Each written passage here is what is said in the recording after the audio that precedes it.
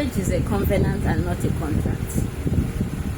Contract is something that you come in, the both parties come in and sign a paper and agree for a particular period of time. After that time, they go separate ways. Or they agree that if this one didn't do this, at the end of the day, we go separate ways. But covenant is binded by what? By blood. And marriage is a covenant because it's between God, man, and the woman.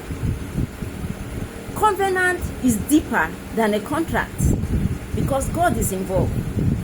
Covenant is what? Is stronger than a contract. Covenant is unconditional. It's not something you go in and go out. Once you have entered, it is what? I say it's it is permanent. It is till death do you part with your partner, which is your husband or your wife. It's till death do you part.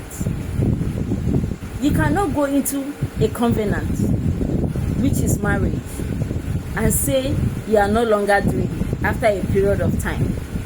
Covenant doesn't go by feelings. Covenant what? It goes by what? By blood. It's by blood. It's not by your feelings. It's not by how your you feel, how your partner treats you. I understand that things are not working maybe the way you expected it to work, or there's maybe an emotional violence or a physical violence or even verbal violence might be involved. But you cannot just come and say you are no longer what? Doing. I did not say if your partner is is physically abusing you that you should stay there and die. No, I didn't say that. There is a room for separation. After some time, you come back together. The person will repent, come back, ask for forgiveness, and promise never to do it again. You go back together. But just understand that marriage is what? It's binded by blood. And marriage is what? It's not a contract that you go in and go out when the contract is breached. Marriage, so many things that the person promised you to do on that day of the marriage. You took vows. The person might end up not keeping to that vows. What do? That is when the binding by blood come in. God is what? Is involved. You call on God to give you the spirit of what? Of tolerance.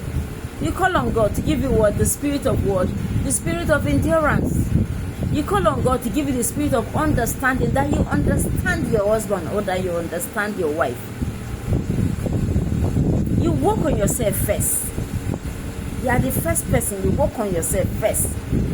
Then you can now work on that person through prayer. Some of them, by talking, you can't work on them by talking. The more you talk to them, the worse they become. The worse they become. So you have to take it to the Lord in word, in prayer, and do your own part. Just keep being nice. Just keep doing the right thing. Do your own part. Do your own part. And leave the remaining one for God. And know that you are what? You are in covenant. You are not in contract.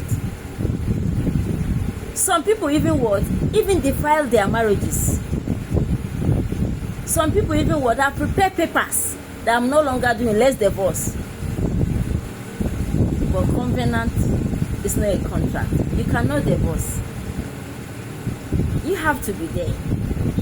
Pray for the spirit of word, of endurance and understanding. Pray for the spirit of tolerance. Pray. Our God is a God that answereth prayers.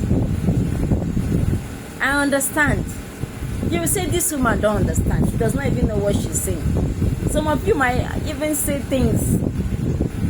I understand.